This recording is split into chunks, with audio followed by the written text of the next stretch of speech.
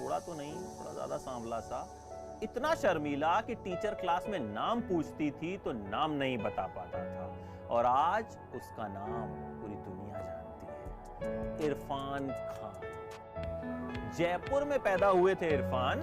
Mummy चाहती थी कि लेक्चरर बने बेटा, कोई इज्जतदार काम करे, ये नौटंकी पटंकी नहीं करे। तो मम्मी फिल्मों को नौटंकी मानती थी, कहती थी कि बेटा पढ़ लिख कर कोई अच्छी सी नौकरी करना। पापा की टायर की दुकान थी, तो इरफान बच्चों को ट्यूशन पढ़ाते थे। पॉकेट मनी मिलती नहीं थी, 15 रुपए महीना मिलते थे, उसको जमा किया और खरीद ली एक साइकिल घुमक्कड़ी के लिए। लेकिन देखिए, मन में एक ही जो तूफान था वो उठता रहता था कि भैया मुझे ये सब तो करना है।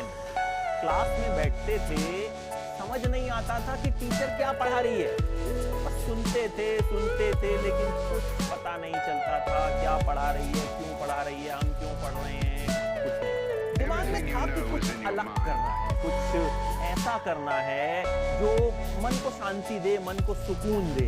देखिए, इरफान को ना फिल्में देखने का चस्का लग गया। तो उस वक्त प्रेम प्रकाश थिएटर हुआ करता था, जो आज गोलचा के नाम से जाना जाता है। वहां दिलीप कुमार और नसीरुद्दीन शाह की फिल्में देखा करते थे। दिलीप कुमार की नया दौर उन्होंने वहां देखी और उसके बाद से तय कर लिया कि भाई एक्टर बनूंगा। तय तो कर लिया, लेकिन ना तो शक्ल थी ना पर्सनैलिटी। सोचा किसी को बताऊंगा तो बहुत मजा पड़ेगा। होता है ना, दोस्तों को तुम बता दो कि भैया मैं तो हीरो बनना चाहता हूँ, तो कुछ दिन तो किसी को बताया नहीं और फिर सोचा कि तो अपने खास दोस्त को बताया।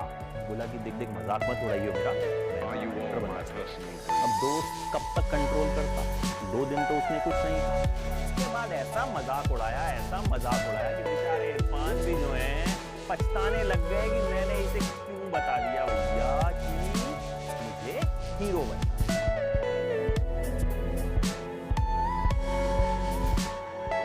चले गए भाई साहब NSD। पता था कि भाई एक्टिंग की जो राह है वहां से होकर जाती, लेकिन मम्मी को बोल दिया झूठ। बोला मम्मी एक कोर्स करने जा रहा हूं, वापस आऊंगा तो देखना जयपुर यूनिवर्सिटी में लेक्चरर बन जाऊंगा। दिल्ली जा रहा है, पढ़ेगा लिखेगा, बड़ी नौकरी करेगा जैसा मैं चाहती हूं। अब NSD में आए, वहां भी झूठ बोला। NSD में एडमिशन के लिए ये जरूरी होता है कि आपने 10 नाटक कम से कम पहले किए हों। भाई साहब ने तो कुछ किया नहीं था, एडमिशन चाहिए था, बनना था हीरो। बोल दिया झूठ, किए हैं भैया, 10 नाटक किए हैं, क्या एडमिशन मिल गया। इरफान जो थे ना, वो अपनी क्लास में कोई ब्राइट स्टूडेंट नहीं थे, थोड़े सांवले से थे, ज्यादा बात किसी से करते नहीं थे। तो सबको लगा कि यार ये लड़का कुछ खास इसके बस की है नहीं कुछ करना। लेकिन किसी को क्या पता था कि भाई आने वाले टाइम में बड़ा नाम करेगा। वहीं मुलाकात हुई शुतापा से, जो उनकी गर्लफ्रेंड बनी। शुतापा जो थी बेहद अच्छे परिवार से थी, तो जब भी अपने घर शुतापा ले जाती थी अपने दोस्तों को, तो वहां भी इरफान क्या करते थे, उनके भाई की लाइब्रेरी में जाके बैठ जाते थे। भैया गर्लफ्रेंड के घर गए हो, थोड़ा उसकी मम्मी से बातचीत करो, थोड़ा उनको पटाओ वटाओ, मक्खन लगाओ, लाइब्रेरी में घुस के बैठ गए। भाई इरफान है, हर चीज अलग तरह से करते हैं, तो ये भी उन्होंने अलग तरीका अपनाया। लेकिन जिस वक्त उनका NSD में एडमिशन हुआ ना, उसी साल उनके पापा इस दुनिया को छोड़कर चले गए। इरफान परिवार के सबसे बड़े बेटे थे, परिवार की जिम्मेदारी पर आई। मिडिल क्लास फैमिलीज में होता ऐसा है कि बड़े बेटे पर जिम्मेदारी आती है, तो इरफान पर बड़ी जिम्मेदारी आ गई। पापा की दुकान पर बैठना शुरू किया। क्या करते, एक तरफ सपना था, एक तरफ परिवार था, मन में बहुत सारी उलझन थी कि ऐसे में एक शख्स ने उनका साथ दिया, जिसकी वजह से इरफान जयपुर से निकलकर दिल्ली आए।